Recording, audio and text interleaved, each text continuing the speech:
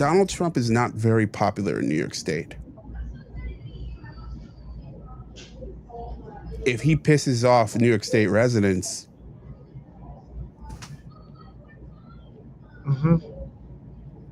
he pisses off New York State politicians. You know, like you would hope as president, you wouldn't think that way. You'd hope. But in reality, doesn't really matter. And vice versa. If you're Joe Biden and you piss off Alabama. Yeah, but if you're Trump and then you piss off MAGA, that remains to be seen. That's the other thing, right? And that gets back to the whole Democrat podcast thing from earlier. There is this less of a willingness, and I think it's largely because mainstream media is so friendly to the left. And it's so controlled. Like if I've interviewed many politicians. It's rare that I get an hour with a politician. You know, working in mainstream media. You just don't. Like sometimes, you know, like there are a few shows that get that, but most people don't get that. Well, and if they do, is it even a real hour of substance? Is it scrubbed to the point where it's... Depends on the person, but yeah, look, I think there's a certain amount of media training you're dealing with. Yeah, I mean, I saw Cory Booker on MSNBC or something while I was in New York, and I was like, wow, he looks like a meth head. His eyes, like, totally not related, but I mean, it's like, what would that guy do under the magnifying glass of a real long-form conversation with his eyes like beaming like headlights, like he's, you know... Yeah, it's real interesting. I haven't really seen him gone deep like that, but interesting you brought it up. One of the worst political interviews I've ever seen, Wes Moore. Okay. He's the governor of Maryland. Okay. He was on ABC News, and they asked him about his Bronze Star and why he repeatedly lied about getting a Bronze Star on national TV, on local TV over the course of 15 years. Wes Moore is one of the, he's one of the top prospects for running for president of the United States. A lot of people think he's like kind of like Obama-ish. I think it's just because he's a black, articulate politician. But, and look, he seems to have some talent for it. But man, it was like, dude, all you got to do is like say I screwed up. The question that he has is the question that we've been talking about. Does his audience care? What did he do? Did he lay into the person for asking him about it? No, he tap danced. She asked yes or no questions in tap dance to the degree that like it felt like she actually gave him a pretty imposing interview where it was like, but no, I didn't ask that. I just asked like, why if you're on Stephen Colbert's show and Stephen Colbert says you have a Bronze Star and you don't have a Bronze Star, why wouldn't you say, I don't have a Bronze Star? Is a Bronze Star like a military medal or something? Yeah. I think it's for valor. I think I don't know that for sure off the top of my head, but like it's a top medal. Like why lie about it, or why just omit it? Why not correct a person? Because that's a lie of omission. Yeah. Why accept credit for this? And he knowing that this would come up because he just prepared no answer, felt like it wouldn't come up. And I think it's largely because I think politicians feel like when they accept interviews, they're not going to be truly challenged, even on something like that. What would you advise to someone like him if somebody like that came to you and said, "What's the playbook here?" I screwed up. Notice no apology. Yeah. That's a non-apology apology. Yeah. Look, this wasn't an intentional thing. It happened over a series of years. It was one of those things that he claimed that he was told that he was up for a Bronze Star, but he never had the ceremony or got one, and somehow that got into the public eye that that he received one. You know how it got there? He said His it. team put it out there, right? Okay, He okay. said it. He said it Okay. himself. All right. So no, at that point, 15 years in, you're a couple years out from maybe running for president. You got to say, I fucked up. Yeah, I guess I would have said, I mean, if it hadn't been him that put it out there, I would have said, well, it was one of those things where it had gotten out there, and it's kind of like when you don't know somebody's name and you don't correct it the first time, and then you keep going. That's Well, that's not bad, and I think you. that could be part two, because hey, look, I fucked up. I should not have said that. I was told that I was going to receive this. I didn't. I screwed up. Right, and then once it got out there, I just felt like it was. It's tough. too It's a much tough walk thing to back. reel in once it's Walk already back, out yeah. there. Yeah. Oh, good. Then I'm glad you approve of my Yeah. I think that's what you do. PR skills. Yeah. Instead, you don't like, hey, I was supposed to get one and I didn't get it, and I just said I got it, and like no. What are you doing? Like, stop it. So You could have really used someone like you. yeah. So on a case-by-case basis, what should companies and people do? What do you prescribe?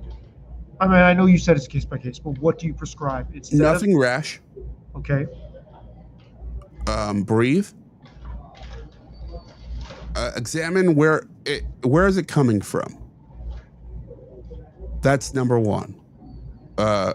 Is it a Wes Moore situation where it's self-inflicted? Okay. Is it another branding mistake? MSNBC is MS Now. They're going to be MS Now.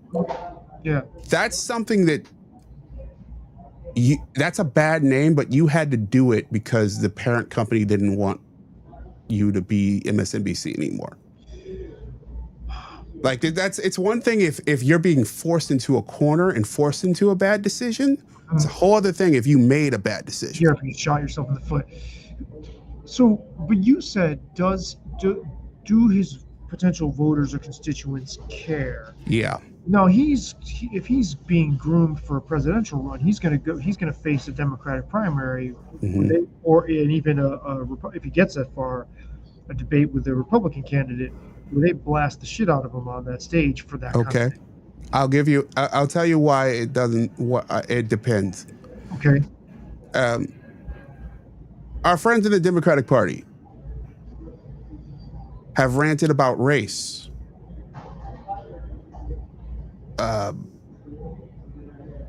incessantly and increasingly over the last decade and a half. The former vice president, Kamala Harris, repeatedly called then a former vice president, now former president, Joe Biden, a racist, repeatedly. In campaign speech after campaign speech, live on stage, in debates over his stance over busing, back in the 1970s, I think, and I think also there was another vote a little later as well, and they didn't give a fuck. Okay, and I mean, she obviously ended up on his ticket, so yeah. So she ended up on a ticket of a racist, like, like, yeah, like, look, I think this is a selective, and I think this is with any parasocial relationship. There's a selective outrage. Sure, and there's a high threshold for what people are willing to tune out before they will drop off your bandwagon. Yeah. like you already, they're going to tolerate a lot more. And Yeah. it also depends on whether your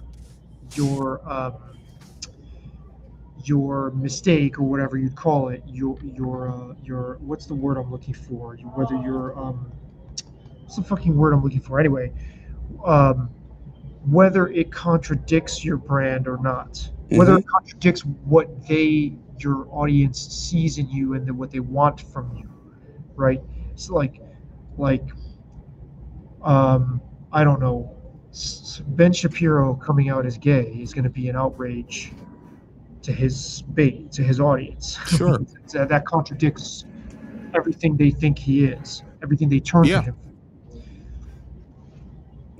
It's very much a us versus them kind of thing. So it's everything us as a group, because you're not. It's not. It's yes. It's a series of individual decisions, but it's usually a clumping Mhm. of. It's a group. It's you go on like a Bill Simmons subreddit, which I did once, or you go, or you who now because I started following, and I think they started following me. They're the Bill Simmons Reddit podcast. All right, Oh it's a wow, podcast about the Bill Simmons wow, ringer verse. that's a parasocial relationship. Yeah, and what you see is like constant shit talking about Bill Simmons. But do they still follow his shit though, right? Yes, yes, Yeah, they yeah, still follow it. They yeah, react to it. yes. It's so it's like, are you offending that world? And sort of figuring out how, and it's tough to tell sometimes, but that how does that world, because that world's the most important world for a guy like him, because that's his core. Hmm. You lose those guys, you lose the whole plot. Are they still on the bandwagon? But you can lose them to the point where they still hate watch.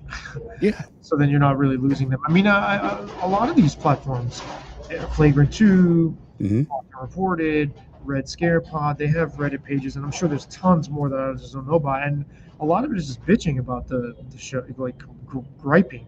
Yeah, this show isn't what it used to be. Exactly. That's a huge. That's like like an everyday, just constant churn. And I should have said, for Ben Shapiro, the worst would have been not if he came out as gay, but if he got busted, like in the bath, like in typical, like busted in some bathroom with like a teenage male prostitute or something. You know what I mean? Like that's going to be the thing that shatters his audience's view of him. But Bill Simmons, somebody like that, I think, or Flagrant 2 or whatever, your audience after a while, I've noticed with these groups that complain on Reddit, there's still this momentum of like, oh yeah, I'm getting tired of watching it, but you're still in the habit of watching or listening. You know what I mean? Like it would take a lot to pull some of these people off. And Sure. the fact that they're expending energy on it and aggregating clips or doing podcasts about clips, they're still consuming it. So we can only be so lucky as to have an aggrieved, you know, defecting audience. Yeah, it's it's a one of those fascinating, really. I wouldn't say it's a recent development, but I'd say it's when you navigate these problems that we're discussing in this era,